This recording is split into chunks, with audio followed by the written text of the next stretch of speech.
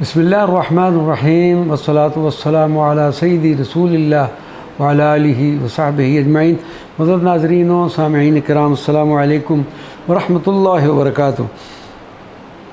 زیارات زرعون و مکناس۔ شہر فاس سے زرعون 70 کلومیٹر کے فاصلے پر واقع ہے۔ آدھا راستہ پہاڑی علاقے میں شمار ہوتا ہے۔ زرعون کا دوسرا نام مولائی ادریس ہے اور اب اکثر لوگ زرعون کو مولائی ادریس کے نام سے یاد کرتے ہیں۔ حضرت مولائی ادریس کا مزار مبارک پہاڑ کی ایک چوٹی پر ہے۔ آپ حضرت امام حسن رضی اللہ تعالی عنہ کے پڑپوتے ہیں۔ حضرت مولائی ادریس بلاد مغرب میں ادریسیہ خاندان کے بانی ہیں۔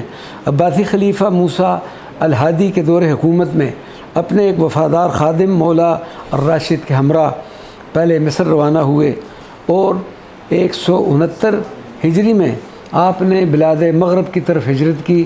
یہاں پر بربر قبیلہ اوربہ کے سردار اسحاق بن محمد نے آپ کا شاندار استقبال کیا اور پھر اسی سردار کی تحریک اور کوششوں سے دوسرے قبائل نے بھی مولائی ادریس کے ہاتھ پر بیعت کی۔ ایک شخص سلیمان الشماغ نے یکم ربیع الثانی 170 ہجری آپ رضی اللہ تعالیٰ عنہ کو زہر دیا، جس کی وجہ سے آپ کی شہادت واقع ہوئی۔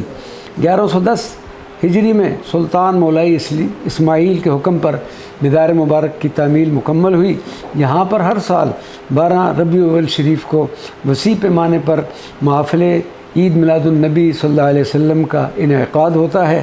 اسی طرح ہر سال 26 رمضان المبارک کو ایک محفل منعقد ہوتی ہے جس میں بخاری شریف کا ختم کیا جاتا ہے۔ مکناس۔ زرعون سے مکناس 35 کلومیٹر کے فاصلے پر واقع ہے، لیکن پہاڑی علاقہ ہونے کی وجہ سے ہمیں شہر پہنچنے تک تقریباً 1.5 سے زائد گھنٹہ لگ گیا۔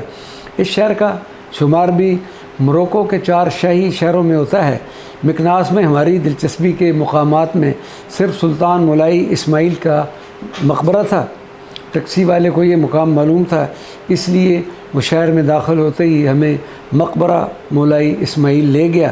یہ مقبرہ وسیع و عریض رقبہ پر پھیلا ہوا ہے۔ بڑے بڑے حالوں سے گزر کر آخر میں مقبرہ آتا ہے جو انتہائی خوبصورت اور فن تعمیر کا عظیم شاہکار ہے۔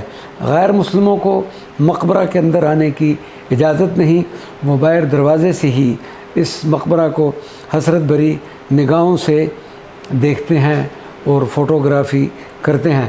مقبرہ کے ارد گرد دیواروں پر موجودہ حکمرانوں کا شجرہ نسب بھی تحریر ہے۔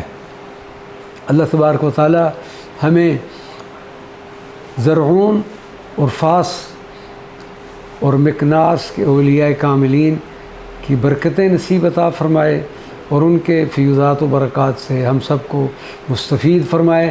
وما علینا الا البلاغ المبین۔